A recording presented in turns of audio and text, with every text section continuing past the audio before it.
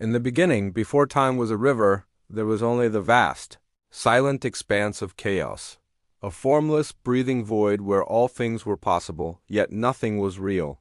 From this primordial emptiness, two beings of immense power emerged. Gaia, the earth, rose from the deep, her breath giving life to mountains, and her sigh creating the valleys. And Uranus, the sky, stretched himself above her, a blanket of stardust and celestial light. Their union was the first love story of the cosmos. Uranus looked down upon Gaia, his gaze like 1,000 suns, and she looked up, her heart a fertile ground longing for his touch.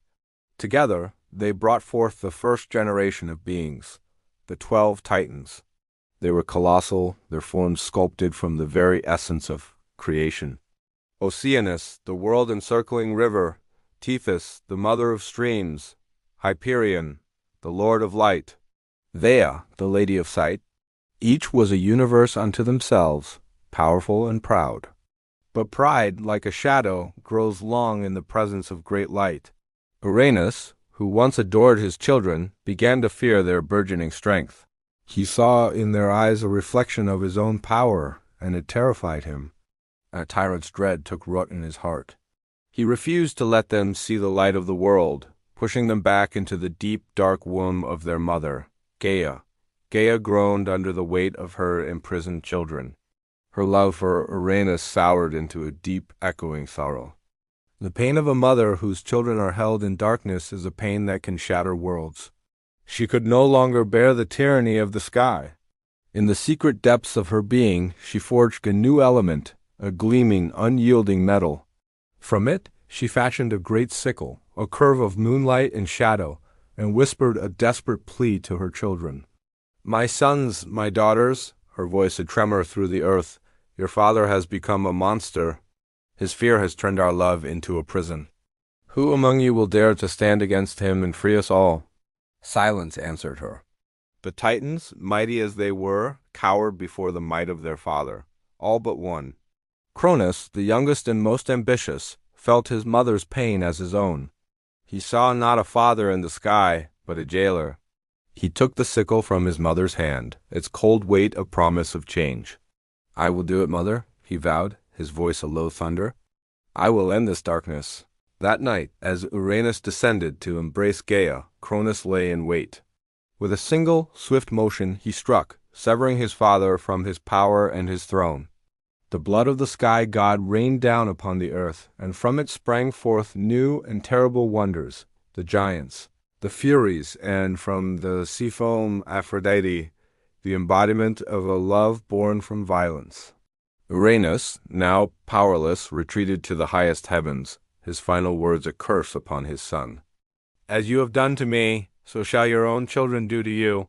You will be undone by the very power you seek to control." The Titans were free. They emerged from the darkness, blinking in the new light of a world without their father's shadow. They took the cosmos as their own, dividing the domains of the universe between them. Cronus, with the sickle still in hand, sat upon the celestial throne, crowned king of the Titans. A new age had dawned, a golden age where peace and prosperity were said to reign. But a prophecy, once spoken, is a seed planted in the soil of destiny. Cronus, who had freed his siblings from one tyrant, now found the same fear growing in his own heart. He remembered his father's curse, and it echoed in every corner of his new kingdom.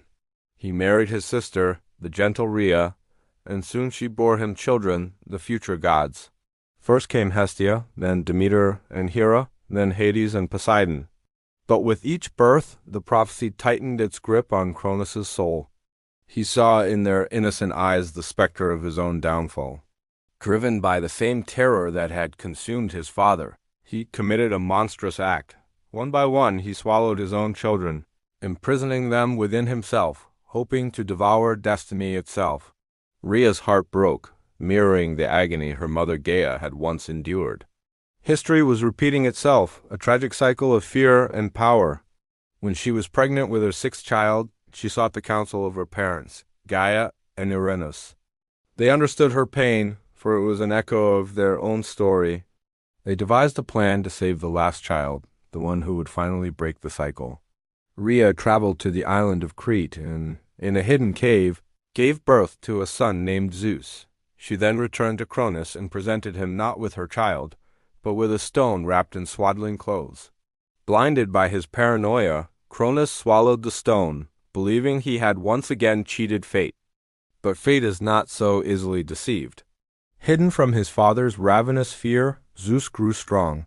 He was raised by nymphs, nourished by the milk of the goat Amalthea, and guarded by warriors who would clash their shields to drown out his cries. He grew into a god whose eyes held the fire of rebellion and the promise of a new dawn. When he reached manhood, Zeus returned to the court of the Titans, disguised. He served his father a mixture of wine and mustard, a concoction that forced Cronus to disgorge what he had swallowed. First came the stone. Then, one by one, his children emerged, no longer infants, but full-grown gods and goddesses, burning with righteous fury. The great war, the Titanomachy, had begun.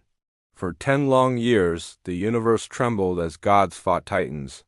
Mountains were torn from their roots and thrown as weapons. The sky burned and the seas boiled. Zeus freed the Cyclopes and the 100-handed ones, who his father had also imprisoned, and they forged for him his mighty thunderbolts. In the end, the new generation prevailed. Their fire was brighter, their will stronger, their cause more just. Cronus and the Titans who fought with him were cast down into Tartarus, the deepest pit of the underworld, a prison far darker than the one they had once known. Zeus ascended to the throne of the cosmos, not on Olympus yet, but on the peak of a universe cleansed by fire. He and his siblings, the Olympians, looked out upon a world scarred but remade. They had not just defeated their father. They had broken the cycle of fear passed down from the beginning. They chose not to rule through terror, but through a new order. This ancient tale is not just a story of gods and monsters. It is a reflection of the universe within each of us.